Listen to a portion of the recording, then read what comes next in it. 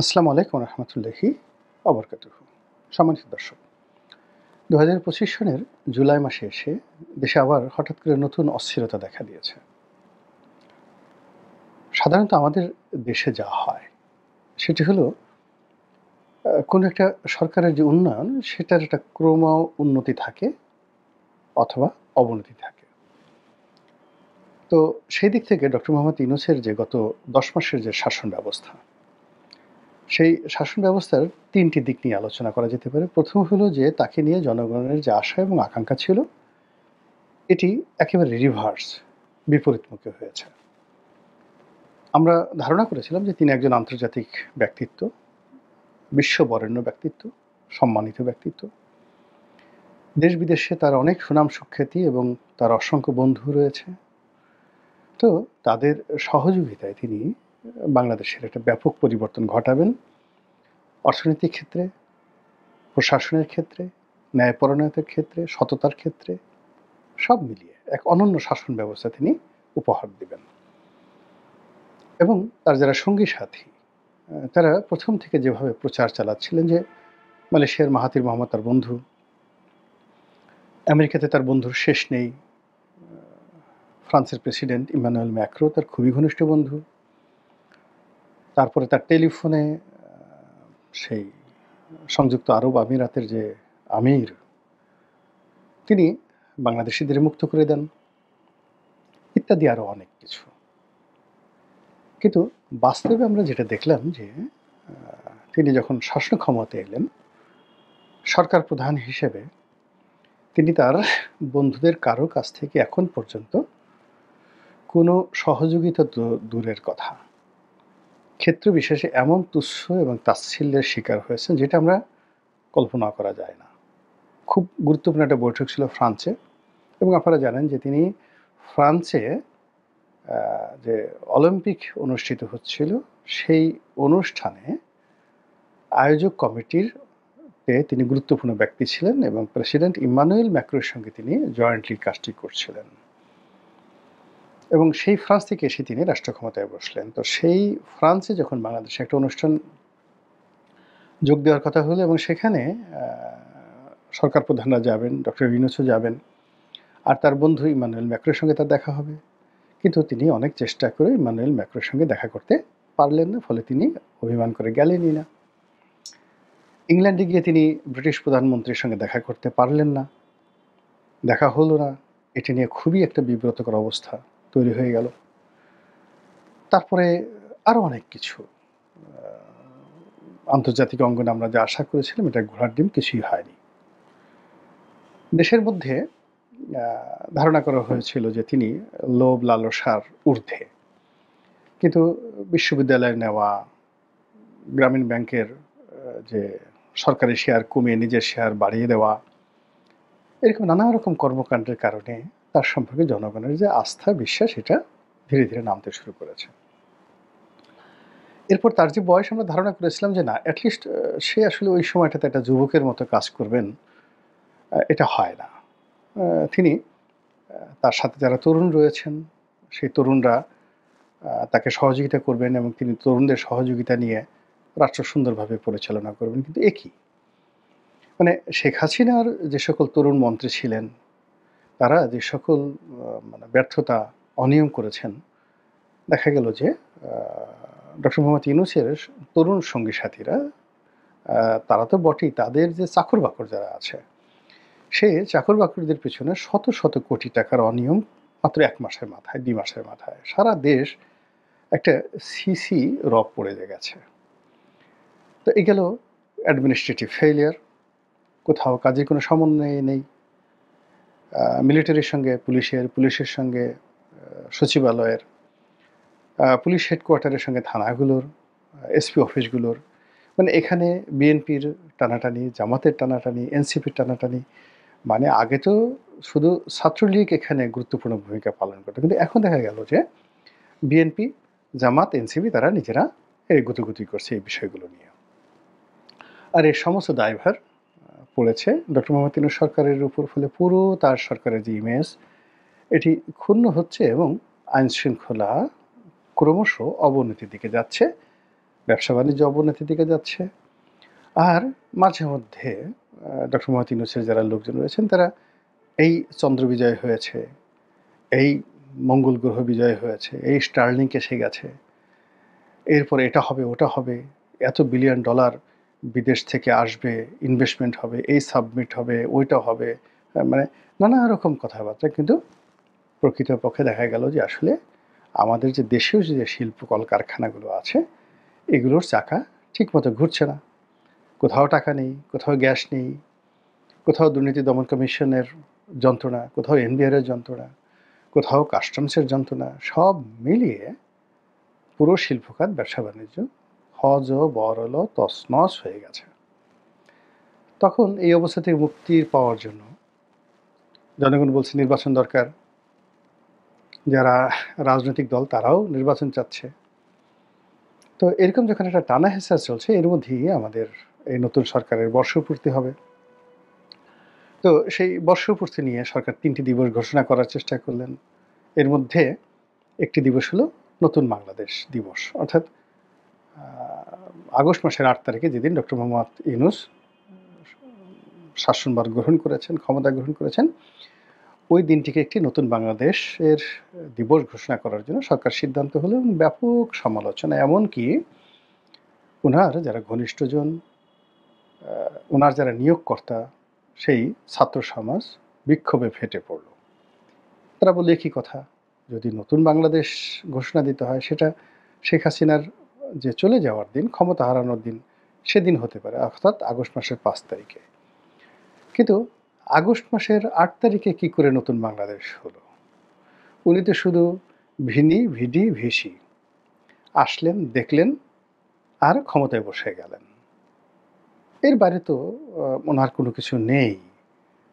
আমরা ওনাকে ডেকে এনেছি, যেভাবে ধরুন চট্টগ্রাম বিশ্ববিদ্যালয়ের খুব নামকরা এখন যিনি ভাইস চ্যান্সেলর হয়েছেন, খুব নামকরা অধ্যাপক, ভেরি স্মার্ট, কিন্তু অন্য সময় হলে এটা হতো না। কিন্তু এই সময়টাতে তাকে যারা বসিয়েছে তারা তার চোখের সামনে আঙ্গুল তুলে বলছে যে বেশি বড় বড় কথা বলবেন না, উই আর দ্য অ্যাপয়েন্টি, আমরা আপনাকে নিয়োগ দিয়েছি, আমাদের হুকুমে, আমাদের দয়ায়, আমাদের করুণায় আপনি এই চেয়ারে বসেছেন। এটা নিয়ে বিবিসি রিপোর্ট করেছে এবং সেই শিক্ষক তিনি মাথা নিচু করে তার যারা নিয়োগকর্তা বড় বড় কথা বলছে তাদের যাকে বলা হয় সামনে তিনি কাচুমাচু করে বসে আছেন। যদি অন্য সময় হতো কিংবা আজ থেকে 10 বছর আগে হতো, চট্টগ্রাম বিশ্ববিদ্যালয়ের ভাইস চ্যান্সেলর, ঢাকা বিশ্ববিদ্যালয়ের ভাইস চ্যান্সেলর, তাদের রুমের মধ্যে সেই বিশ্ববিদ্যালয়ের অন্য বিভাগের শিক্ষক তো দূরের কথা, বিভাগীয় চেয়ারম্যান কিংবা ডিন তারাও ঢুকতে সাহস পেতেন না। এরকম ব্যক্তিত্ববান লোকদেরকে বিশ্ববিদ্যালয়ের ভাইস চ্যান্সেলর নিয়োগ দেওয়া হতো। ঢাকা বিশ্ববিদ্যালয়ের অধ্যাপক একে আজাদ বা আজাদ চৌধুরী, তারপর প্রফেসর এমাজউদ্দিন আহমেদ, তার আগে ফজলুল হালিম চৌধুরী, মানে কিংবদন্তির সব শিক্ষক। তো এর মধ্যে মানে আমি যেটা ব্যক্তিগতভাবে দেখেছি সেটা হলো আমি তো লয়ের ছাত্র ছিলাম, তো আমাদের ডিপার্টমেন্টের যিনি চেয়ারম্যান ছিলেন মফিজুল ইসলাম পাটোয়ারি স্যার। তো মফিজুল ইসলাম পাটোয়ারি স্যারের ছেলেই ওই এখন যে জাতীয় পার্টির এমপি হয়েছিলেন সেই উনি আর কি। তো স্যার খুব ভালো মানুষ ছিলেন। তা আমরা যে কোনো একটা বিষয় নিয়ে আন্দোলন করছিলাম, কিন্তু আন্দোলন আমরা করছিলাম সেই সায়েন্স এনেক্সে। তারপর সেখান থেকে একটু সাহস সঞ্চয় করে সেই দাবি দেওয়া নিয়ে আমরা কলা ভবন যে চত্বর সেখান পর্যন্ত এলাম। তো আমাদেরকে সে সংহতি জানানোর জন্য আমাদের স্যার সেই মফিজুল ইসলাম পাটোয়ারি এলেন। আমি নামটা ভুলে যাব, ওর আছে তো আবার হয়ে যাবে। সেই মফিজুল ইসলাম পাটোয়ারি স্যার, তার ছেলে শামীম, ব্যারিস্টার শামীম হায়দার পাটোয়ারি। তো আমরা যখন ছাত্র ছিলাম তখন শামীম খুব ছোট ছিল, একেবারে বাচ্চা ছেলে ছিল, খুবই বাচ্চা ছেলে ছিল। তো তো যার জন্য ওকে দেখেছি, ও ক্যাম্পাসে থাকতো, কিন্তু এখন সে বড় হয়ে গেছে, মাননীয় সংসদ সদস্য হয়ে গেছে, একটা বিশ্ববিদ্যালয়ের প্রধান, বাংলাদেশের মিডিয়া জগতে যাকে বলা হয় বেশ পরিচিত। আমি তাকে নিয়ে গর্ব করি এবং আমি তাকে সম্মান প্রদর্শন করি। তাকে ওই যে শৈশবের ওই ঘটনা নিয়ে মানে আমি তাকে আপনি, আপনি করে বলি, তুই তুকারি করে বলি না। মানে মূল ব্যাপার হলো যে যেহেতু সে ওই আগে ছাত্র রাজনীতি করতো না, কিন্তু আমার শিক্ষকের সন্তান। আ তার বাইরেও সে তার প্রতি আমার একটা আপুত্র স্নেহ ভালোবাসা কাজ করে। কিন্তু তার কর্মের কারণে আ সেই শামীম হায়দার পাটোয়ারিকে আমি শ্রদ্ধা করি। তো যা হোক এনিওয়ে, তো সেই পাটোয়ারি স্যার আ পরে তিনি একটা বিশ্ববিদ্যালয় করেছিলেন, ইন্টারন্যাশনাল ইউনিভার্সিটি, যেটা এখন শামীম চালাচ্ছেন। তো যাই হোক, সেই পাটোয়ারি স্যারকে আমরা সব ছাত্ররা রিকোয়েস্ট করলাম যে, "স্যার, আপনি একটু দয়া করে ভিসি স্যারের রুমে যান, আমাদের কথাটা বলেন।" তো উনি বললেন যে, "তোমাদের যে দাবি-দাওয়া এটা আমরা একমত। কিন্তু তোমরা কি প্রফেসর এমাজউদ্দিন স্যারকে চেনো? তার সামনে যাওয়াটা কি এত সোজা জিনিস?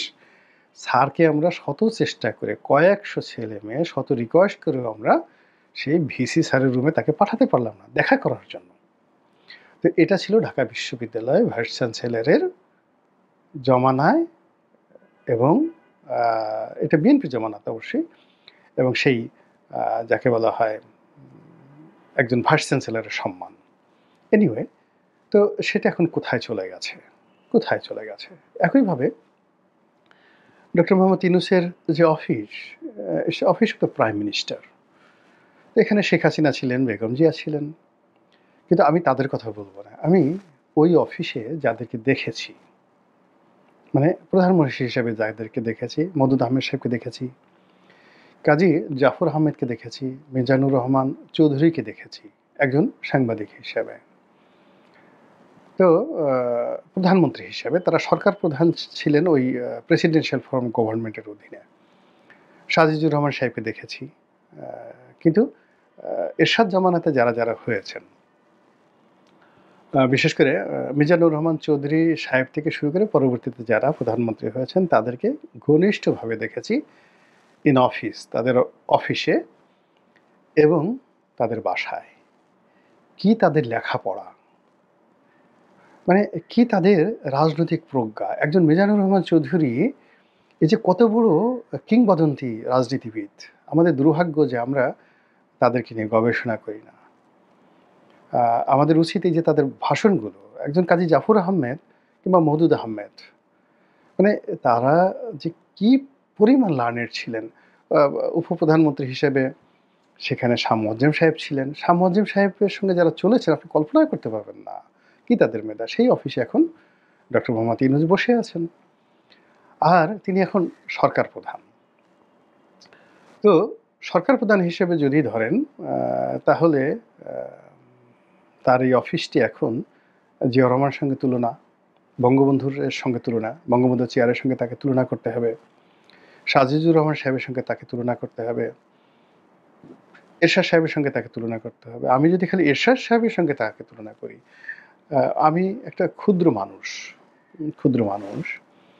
আপনি চিন্তা করেন যে ১৯৮৬ সনে আমার মতো মানুষের সঙ্গে একজন প্রেসিডেন্টের ওয়ান টু ওয়ান বৈঠক হয়েছে। ওয়ান টু ওয়ান বৈঠক হয়েছে। দিস ইজ এরশাদ। এবং সেই সম্পর্কটি উনার মৃত্যুর আগ পর্যন্ত ব্যক্তিগত পর্যায়ে তিনি সেটা বহাল রেখেছেন। আমি যখন এমপি হলাম, লেখালেখি করতাম। উনি নিয়মিত ফোন দিতেন। প্রতি সপ্তাহে ১ বার ২ বার করে টেলিফোন করতেন। উনার বাসায় দাওয়াত দিতেন। আমার যেহেতু হাতটা ধরে বলতেন যে, "বাবা, আমার যে গোল্ডেন সময়টা গেছে তখন যদি আমি তোমাকে পেতাম।" আমার স্ত্রীকে সহ আমাকে দাওয়াত করে উনার বাসায় খাওয়াতেন। কোনো সামাজিক অনুষ্ঠানে যখন দেখা হতো, আমি সে এমপি না, ধরেন যখন এমপি ছিলাম তখন উনি আমাকে হাত ধরে নিয়ে উনার রুমে নিয়ে খাইয়ে দিতেন। স্নেহ কাকে বলে? আবার ২০১৫ সনের পরে ধরেন আমি তো সংসদ সদস্য না। কিন্তু যখন কোনো সামাজিক অনুষ্ঠানে, সভা সমিতি, সেমিনারে দেখা হতো, উনি যে চেয়ারে বসতেন, টেবিলে বসতেন, ধরেন পাশে কাজী ফিরোজ রশিদ বসেছেন, আনিসুল ইসলাম মাহমুদ সাহেব বসেছেন, তারপরে রুহুল আমিন হাওলাদার সাহেব বসেছেন, মুজিবুল হক চুন্নু সাহেব বসেছেন। তিনি একটা চেয়ার খালি করে তিনি ওই জিয়াউল যে উনার যারা গুরুত্বপূর্ণ নেতা আছেন তাদেরকে দিয়ে আমাকে ডেকে আনতেন। এনে উনার পাশে বসাতেন। জাস্ট পাশের চেয়ারটাতে বসাতেন। এখন বলেন তো, এই যে তার ভিতরে যে স্টেটসম্যানশিপ ছিল, এটা খালি আমার সাথে নয়, তিনি তার এই ব্যক্তিগত যে সম্পর্কটি মেধাভিত্তিক, তিনি পীর হাবিবকে যে সম্মান করতেন। তিনি মতিউর রহমান চৌধুরী, মানে যার বিরুদ্ধে তিনি হুলিয়া জারি করেছিলেন একটা লেখার জন্য, যে দুর্নীতিবাজদের উল্লাস নৃত্য। তো সেই মতিউর রহমান চৌধুরীর বাসায় এসে তিনি তার সঙ্গে বন্ধুত্ব করেছিলেন রাজনীতির প্রয়োজনে। এই ছিল যাকে বলা হয় হুসেইন মোহাম্মদ এরশাদের রাজনৈতিক প্রজ্ঞা। ঠিক সেই চেয়ারটিতে ডক্টর মোহাম্মদ ইউনূস বসে আছেন, কিন্তু উনি বসে যাওয়ার পরেই মানে এই যে ওনার যারা উত্তরসূরি ছিলেন, মানে উত্তরসূরি নয়, পূর্বসূরি যারা ছিলেন, তাদের যে ক্যারিকেচার, তাদের যে ক্যারিশমা, তাদের যে ব্যক্তিত্ব, সব জিনিসগুলো তিনি তো আরো সুন্দরভাবে অনুসরণ করবেন, বিকজ তিনি তো আন্তর্জাতিক মানের লোক। কিন্তু সেটা তিনি করেননি। তিনি বরং ওই যে তার প্রেস সচিব বলেছেন যে আসলে তিনি স্থানীয় পত্রপত্রিকার সাথে সাক্ষাৎকার দিতে কমফোর্ট ফিল করেন না। ফলে মতিউর রহমান চৌধুরী, নুরুল কবির, গোলাম মোল্লা রনি, প্রথম আলোর মতিউর রহমান, মাহফুজ আনাম, মানে এইগুলোকে তার কাছে মনে হয়েছে এগুলো চিংড়ি মাছের ভর্তার মতো। তার চেয়ে বরং তার কাছে যদি সিএনএনের যে কোনো একজন জুনিয়র সাংবাদিক আসেন, তিনি তাদেরকে মনে করতেন এরা ফেরেশতার মতো। এবং এগুলো করতে করতে তিনি যেখানে বসে যে কাজগুলো করছেন, সেই কাজের মধ্যে একটা বিরাট দূরত্ব তৈরি হয়ে গেছে। সেই দূরত্ব থেকে তার বন্ধন তৈরি হয়ে গেছে এবং তার ব্যর্থতা ক্রমশ বাড়ছে। তো এরই মধ্যে যখন জুলাই আগস্ট, নতুন 2025 সনের জুলাই আগস্টটা হলো, এখন এই জুলাই আগস্ট সেলিব্রেট করবে, তার সরকার করবে, সে করবে, তার দল এনসিপি করবে। তো সেক্ষেত্রে ব্যস্ততা বাড়বে, আনন্দ হবে, উৎসাহ হবে, উল্লাস হবে, আইনশৃঙ্খলা যেভাবে অবনতি হচ্ছে সেভাবে হবে, এটা স্বাভাবিক। কিন্তু অস্থিরতা কেন, নতুন আতঙ্ক কেন, এটাই হয়ে গেছে প্রবলেম। এবং সেই আতঙ্ক কি দেখেন, একটার পর একটা থানা আক্রমণ হচ্ছে এবং ক্রমাগত গণরেপ, গণধর্ষণ বেড়ে যাচ্ছে। এবং একটা ব্যাপার হলো, যখন ধর্ষণের সংখ্যা বেড়ে যায়, তখন ওখানে ওই সমাজে, রাষ্ট্রে আল্লাহর গজব নাজিল হয়ে যায়। ধর্ষণ এমন একটা জিনিস। তো এখন হঠাৎ করে আপনি দেখেন যে ম্যাটিকুলাস ওয়েতে ধর্ষণ বেড়ে যাচ্ছে। ম্যাটিকুলাস ওয়েতে থানাগুলো আবার সেই আক্রমণ হচ্ছে। আবার যে মবটা প্রায় বন্ধ হয়ে যাচ্ছিল, সেই মবগুলো আবার বন্ধ হয়ে যাচ্ছে। যেখানে মানে ওনার যমুনার সঙ্গে যাকে বলা হয় বঙ্গভবনের একটা দূরত্ব তৈরি হয়েছিল, কিন্তু এটা অশান্তির যে একটা আবহাওয়া ছিল, সেই অশান্তির আবহাওয়াটা কিন্তু দূর হয়ে গিয়েছিল। সেই আশঙ্কাটা আবার এই সময়টাতে এসে আবার নতুন করে দেখা দিয়েছে। এই গণভবনে এটা হবে, রাষ্ট্রপতির চুপ্পু বাদ পড়বে, জুলাই আগস্ট মানে বিপ্লব হবে, আবার সেই জুলাই আগস্টের চার্টার ঘোষণা করা হবে, সব মিলিয়ে এ কোন নতুন অস্থিরতা। এটা কি নিয়তির নির্মম পরিহাস, দিল্লির চক্রান্ত, নাকি আমেরিকার যে ডিপ স্টেট পলিসি রয়েছে, সেই ডিপ স্টেট পলিসির কাউন্টার রেভলিউশন, কাউন্টার অভ্যুত্থান, কাউন্টার চক্রান্ত? এর কারণ হলো যে আপনি যদি গেদুকে বা লেদুকে কোনো একটা কাজের জন্য নিয়োগ করেন, কিন্তু গেদু সেই কাজটি করতে পারছে না, তখন আপনি কি করবেন? ধলাকে ডেকে আনবেন। তো এরকম কোনো কিছু হচ্ছে কিনা আমরা জানি না।